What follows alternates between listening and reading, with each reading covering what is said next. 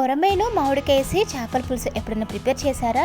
చేపల పులుసు ఇష్టం లేని వాళ్ళు ఎవరైనా ఉంటారా? ఒకవేళ ఉన్నా సరే ఇలాగ మామిడికేసి కొరమేను పులుసుని ప్రిపేర్ చేసుకోండి. చేపల పులుసు ఇష్టం లేని వాళ్ళు కూడా చాలా ఇష్టంగా తింటారు. నమస్తే, వెల్కమ్ టు గాడ్స్ గిఫ్ట్. నేను ఒక 1.5 kg కొరమేను చేపలు తీసుకున్నాను. నీట్గా ఉప్పు పసుపు వేసుకొని 3-4 టైమ్స్ వాష్ చేసుకోవాలి. వాష్ చేసుకున్న చేప ముక్కల్లో ఒక 5 స్పూన్స్ కారం వేసుకోవాలి.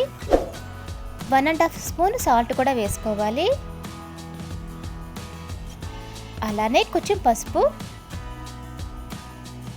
ఒక 4 to 5 స్పూన్స్ ఆయిల్ వేసుకోవాలి.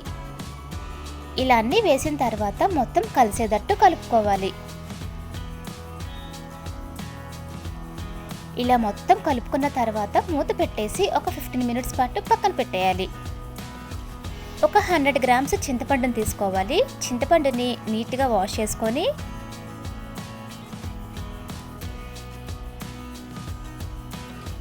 కొంచెం వాటర్ వేసుకొని ఒక 10 నిమిషాల పాటు నానబెట్టుకోవాలి. 3 మీడియం సైజు ఆనియన్స్, అలానే 2 టమాటాలు, 3 మిర్చి, ఒక మీడియం సైజు మామిడికాయ, ఇవన్నీ నీట్గా వాష్ చేసుకోవాలి. ఉల్లిపాయల్ని నేను చూపిస్తున్నట్టుగా ఇలాగా మీడియం సైజ్ పీసెస్గా కట్ చేసుకోవాలి. అలానే మిర్చిని కూడా మిడిల్లోకి కట్ చేసుకోవాలి.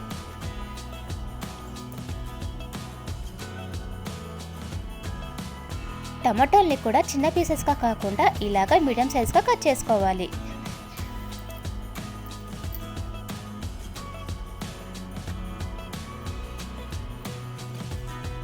మామిడికాయకి పైన ఉన్న తొడుము తీసేసి మిడిల్లోకి కట్ చేసుకొని అలానే కొంచెం పెద్ద పీసెస్గా కట్ చేసుకోవాలి.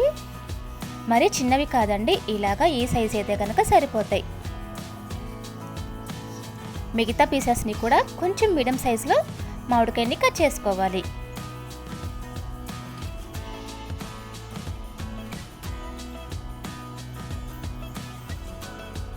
మీకు టెంక వేసుకోవడం ఇష్టమైతే వేసుకోండి, లేకపోతే స్కిప్ చేయొచ్చు. ఇలాగ రెడీ చేసుకున్న తర్వాత స్టవ్ వెలిగించి కడాయి పెట్టి 4 స్పూన్స్ ఆయిల్ వేసుకోవాలి. అందులోనే మిర్చి, ఆనియన్స్ కూడా వేసుకోవాలి. ఇవి కొంచెం ఫ్రై అవ్వాలండి. అలా అని చెప్పి మరీ రోస్ట్ చేయకూడదు, కొంచెం ఇలా ఫ్రై అయితే చాలు. ఇందులోనే కట్ చేసి పెట్టుకున్న టమాటాలు కూడా వేసుకోవాలి. ఇవి కొంచెం ఫ్రై అయిన తర్వాత నానబెట్టుకున్న చింతపండుని ఇలాగా థిక్ లిక్విడ్లా చేసుకొని ఈ లిక్విడ్ మొత్తాన్ని ఆనియన్స్లో వేసుకోవాలి. చింతపండు గుజ్జు వేసిన తర్వాత మొత్తం ఒకసారి కలుపుకోవాలి. మీరు పులుపుని బట్టి వాటర్ని అడ్జస్ట్ చేసుకోవాలి. నేను ఒక 1 గ్లాస్ వాటర్ని వేసుకున్నాను. స్టవ్ హై ఫ్లేమ్లో పెట్టుకొని ఒక 10 to 15 సెకండ్స్ పాటు బాయిల్ చేసుకోవాలి. ఇలా బాయిల్ అయిన తర్వాత రెడీ చేసి పెట్టుకున్న చేప ముక్కల్ని కూడా చింతపండు పులుసులోకి వేసుకోవాలి. చేప ముక్కలన్నీ వేసుకున్న తర్వాత గరిటె పెట్టి కదపకూడదండి.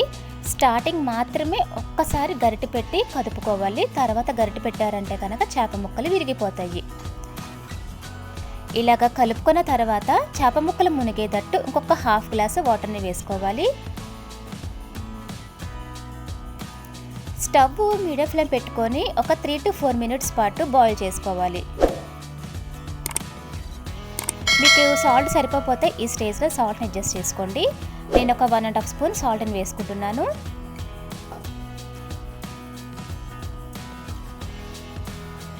మూత పెట్టేసి ఒక 3 నిమిషాల పాటు మీడియం ఫ్లేమ్లో పెట్టుకొని మరిగించుకోవాలి. ఇలా కొంచెం కుక్ అయిన తర్వాత కట్ చేసి పెట్టుకున్న మామిడికాయ ముక్కల్ని కూడా ఈ పులుసులోకి వేసేసుకోవాలి.